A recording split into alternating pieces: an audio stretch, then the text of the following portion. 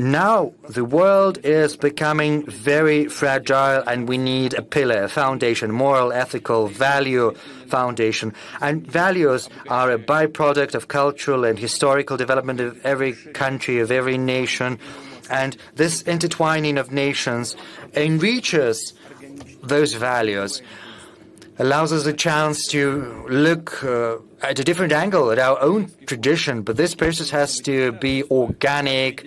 It should never be rapid, because everything that is alien will be dismissed, and abruptly any attempts at a value diktat can create the result that is adverse to the desirable one.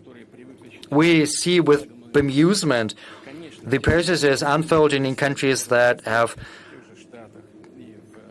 grown accustomed to viewing themselves as the flagships of progress.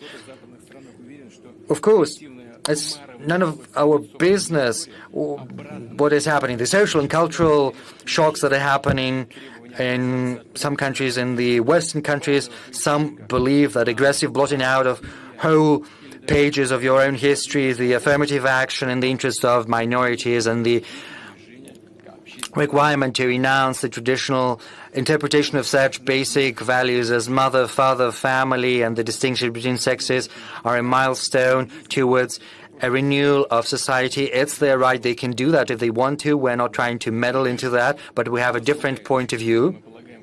We believe, at least the overwhelming majority of Russian society, that should be more precise, believe that we need to rely on our own spiritual values, on our historical traditions, on the culture of our multi-ethnic nation. The proponents of the so-called social progress believe that they are bringing a new consciousness to humanity, something that is more correct. But we're not the ones to judge. Let them do that if they want to. But there is one thing I would like to say. The recipes they come up with are nothing new. Paradoxical as it may seem, but this is something we saw in Russia. It happened in our country before. After the 1917 revolution, the Bolsheviks followed the dogmas of Marx and Engels, and they also declared that they were going to change the traditional lifestyle, the political, the economic lifestyle, as well as the very notion of morality, the basic principles for a healthy society. They were trying to destroy age and century-long values, revisiting the relationship between people. They were encouraging, informing on one's own beloved and families. It was hailed as the march of progress, and it was very popular across the world, and it was supported by many, as we see it is happening right now. Incidentally, the Bolsheviks were absolutely intolerant of other opinions, differing from their own. And I think this should remind you of something that is happening.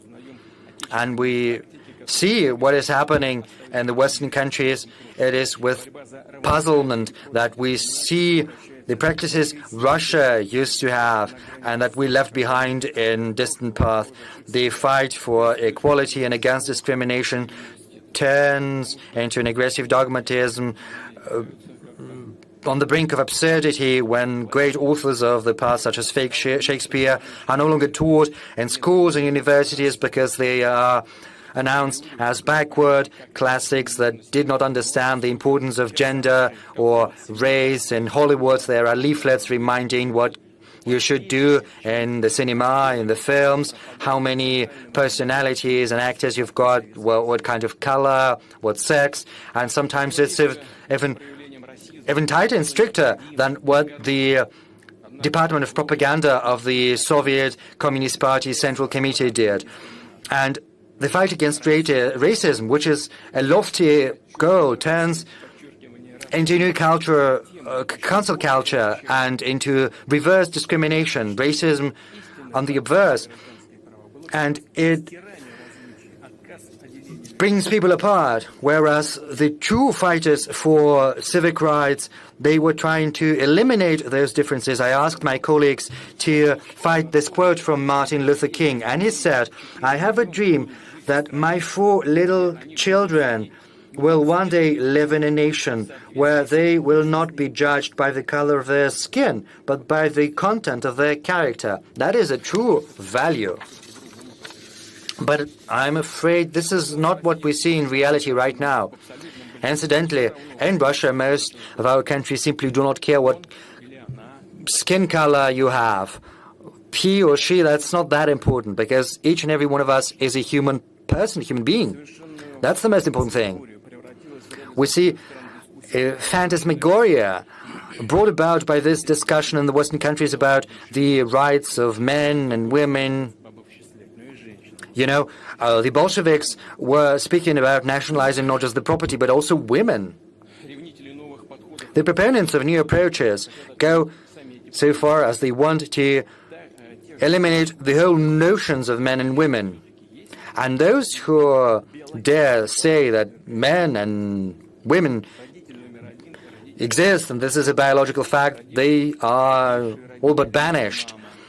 Parent number 1, parent number 2, or the parent that has given birth, or instead of breast milk you say human milk.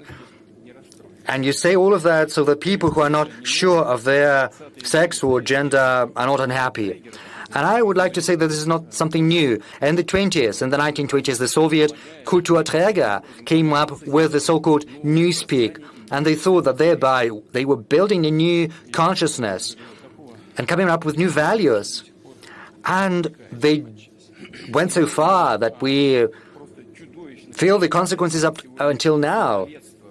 There are some monstrous things when, from a very young age, you teach to children that a boy can easily become a girl, and you impose on them this selection, this choice.